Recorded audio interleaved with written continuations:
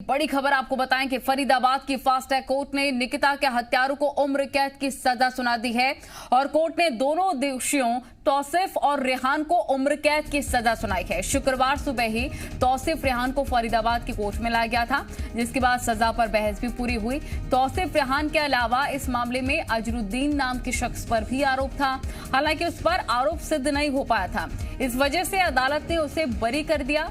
हालांकि कोर्ट के फैसले पर निकिता की मां असंतुष्ट नजर आई हैं। निकिता की मां ने कहा है कि वो उम्र कैद की सजा को हाई कोर्ट में चुनौती देंगी और हाई कोर्ट से फांसी की सजा की मांग करेंगी। पूरा मामला 26 अक्टूबर 2020 का फरीदाबाद के बल्लभगढ़ में निकिता तोमर की कॉलेज के बाहर गोली मारकर हत्या कर दी गई थी और इस मामले में कुल 55 गवाह भी पेश किए गए थे, जिसमें 2 बचाव पक्ष की तरफ से थे। बीते 1 अक्टूबर को इस मामले का ट्रायल फास्ट ट्रैक कोर्ट में भी शुरू हुआ था।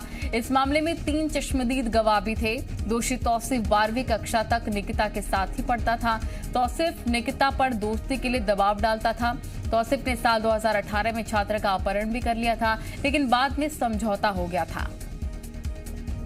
ये वो घटना जिसने सबको झकझोर कर रख दिया था। जब देश में लॉकडाउन चल रहा था तब ये घटना सामने आई, जिससे हर कोई अचंभित था, हर कोई हैरान परेशान था, हर कोई मांग कर रहा था कि निकिता को जल्दी ही इंसाफ मिले।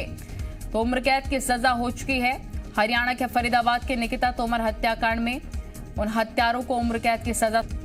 विनोद मित्तल हमारे रिपोर्टर तमाम जानकारी के साथ। विनोद मित्तल, उम्र कैद की सजा तो आरोपी को सुना दी गई है, लेकिन निकिता की मां संतुष्ट नहीं है। उनका कहना है कि फांसी दिलवा कर ही रहेंगे।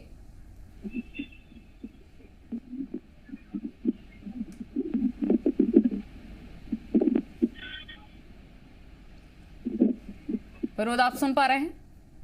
बिल्कुल विनोद, एक बड़ा फैसला लिया गया और अब उम्र कैद की सजा सुनाई गई है निकिता के हत्यारों को, लेकिन मां कहीं ना कहीं असंतुष्ट निकिता की। उनका कहना है कि फांसी की सजा दिलवा कर रहेंगे।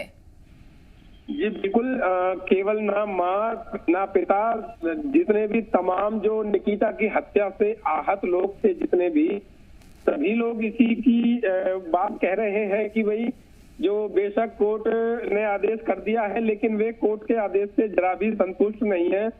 और जो कोर्ट का आदेश है वो आने के बाद, जजमेंट आने के बाद वे ऊपरी अदालत है उनका दरवाजा खटखटाएंगे, चाहे वो हाई कोर्ट हो, चाहे वो सेशन कोर्ट हो, चाहे वो सुप्रीम कोर्ट हो। और जो ये आरोपी हैं उन्हें फांसी की सजा दिलवा कर रहेंगे। जी नलिनी। ठीक है, शुक्रिया आपका तमाम जानकारी के लिए। तो एक बड़ा फैसला लिया गया। हालांकि यही मांग की जा रही है कि इन दोषियों को फांसी की सजा मिलनी चाहिए। दोषी तौसीफ और रेहान को हालांकि उम्र कैद की सजा में मिली है। तीसरे आरोपी पर आरोप सिद्ध नहीं हो पाया था, ये भी जानकारी। और क्योंकि तौसीफ रेहान के अलावा इस मामले में अजरुद्दीन नाम के शख्स पर भी गंभीर आरोप लगे थे।